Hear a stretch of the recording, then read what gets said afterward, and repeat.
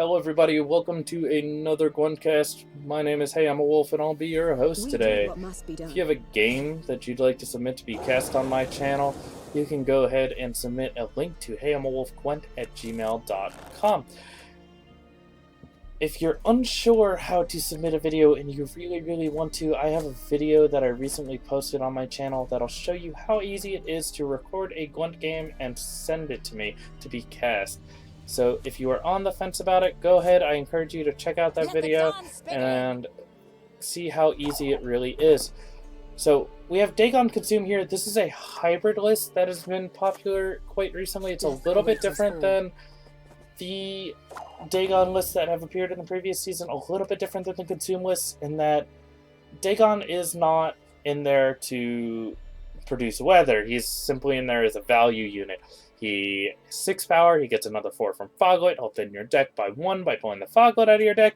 He creates an impenetrable fog, so whatever value you get off of impenetrable fog, he's worth between 14 and maybe as high as 20 power just off of himself plus the Foglet. So the only other weather we're really going to see in this deck is Woodland Spirit, and again, that's only because Woodland Spirit is very powerful in terms of its raw stats. So we're going to see that Fog immediately broken up by this Head Brigade.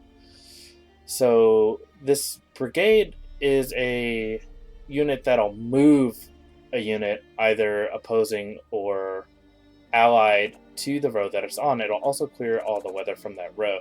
I expect to see Kaleno Harpy come down for Gardevi, our Dagon player. And we do see that. That's going to set up the Vran for the following turn. We win. Saskia coming down. Saskia's a little bit different this patch. She mulligans 2 cards and then she tutors 2 bronze cards out of your deck, whichever 2 you want. Vran will come down and eat an egg, pretty natural. So, while Harpy eggs don't produce a 3-powered unit anymore, they do produce a 1-powered unit that's a beast, and the reason that that's relevant is because the Harpy was reworked to have 3 counters on it. So, whenever 3 beasts have been deployed on your side of the battlefield, a Harpy will be pulled out of your deck. Harpy's a 3-powered unit that, when it's deployed, deals 1 damage to the lowest unit on the opponent's side. This can create a large amount of tempo, a little bit more than could have been created in the previous iteration of Kaleno Harpy, assuming that you can eat the eggs. So that's why you kind of see this deck come together. We'll see the first for head officer coming from the Scoia'tael player. That is one of their high tempo bronze cards. So seeing that this early is a pretty good sign. I'm not sure if I like this play or not. I don't think this brings us close enough together, but it might be fine. Being able to play second is so important here because even though we're not caught up, our opponent can't really pass the turn yet. So the Pyrotechnician's a little bit of a new addition to this deck. The Pyrotechnician, a 5-drop bronze unit, which when it enters the battlefield, it'll deal 3 damage to 3 different units on 3 different rows on your opponent's side. So the way that the movement list is that is it'll set up 3 different units on 3 different rows to help get maximum value out of the Pyrotechnician. It's cute. I'm not sure if it's good enough, but we'll see if it pays off this game. We'll see a second officer come down, and that's a lot of the Scoia'tael's tempo. I would expect to see a reasonably high tempo play come out of the Scoia'tael deck to try to shut down this round and induce a pass from Gardevi, the Dagon player. So yeah, we will likely see Gardevi pass here at 26 points behind. I think that he wants to save some of his synergies for as we go on here. So we'll see a pass from both players. Now, notably, there's going to be a ton of carryover for our Consume player. This is one of the advantages to playing Consume right now. At 11 points of carryover, I would almost certainly expect to see a dry pass from the Scoia'tael player. That will enable the Scoia'tael player to at least make the Dagon player play first. But even though Gardevi has to play first, he will also get the last play because he has more cards in hand and he has a silver spy. Watch and So learn. let's go ahead and mulligan this Harpy. Now, what I would like to see out of this Harpy, because this Harpy's still in our deck, I would actually like to see Woodland Spirit come down to pull that Harpy out of the deck. Woodland Spirit makes 3 wolves, and those wolves are considered beasts. So they will pull that Harpy out of the deck and ensure that, because of the way that mulligans work, you know, we'll likely draw the Harpy. So again, I think it would have been great to just go ahead and play that Woodland Spirit out. We have Frightener to pull people into the fog once that 3 dies. So we're not losing too much value on the fog. I think that drawing that Harpy is kind of disastrous because we have both Toad Prince and Frightener in our hand. We want to get that Harpy out of our deck because it's 2 cards that we're going to draw this round. We'll see if that comes back to punish the Monsters player. Francesca coming down. Of course, she mulligans a unit, or she mulligans any card, not just a unit, and she can now tutor any card out of the deck and put it into the hand. If it's a unit, it'll get +2 strength. Caretaker coming down. I don't know if I like this Caretaker. I guess, you know, the idea is to put the Harpy back in the deck, but that's still a little bit sketchy. I feel like Caretaker might be bigger than that.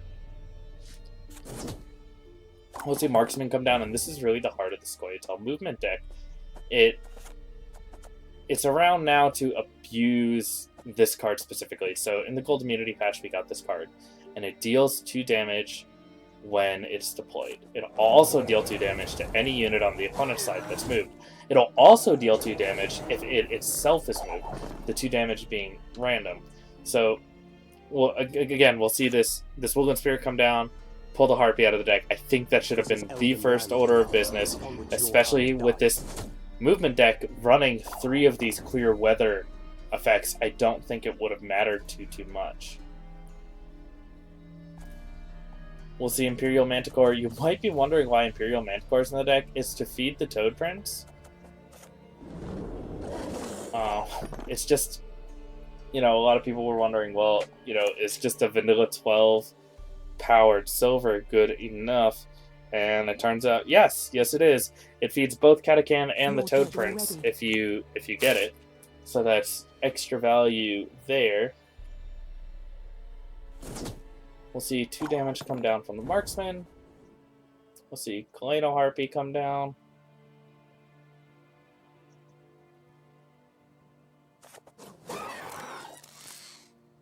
Not sure why he put it in the front row over some of the other rows. I guess it just, his thought is to separate the power to dodge Marigold Hailstorm. You'll see him kind of separating out his units to try to make them even on all rows. Let's get this over with.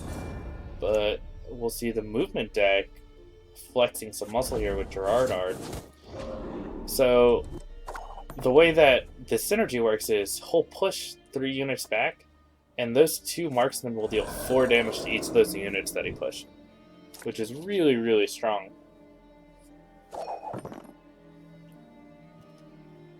We're going to get Dorgay here. Dorgay likely just going to make a unit consume an egg. And this is going to be very rough for the Dagon player. The Dagon player was looking to set up a Marigold's Hailstorm by frightening the units into the back row, creating a pretty large hailstorm, but Zoltan Shive had something to say about that, where he split up the units. Our world is in harmony. But that's okay, because we are going to Succubus to 14 very likely. And we'll Hailstorm the back row. So this game's looking pretty good for the Monsters player, despite being 19 points behind. There's still 2 cards remaining.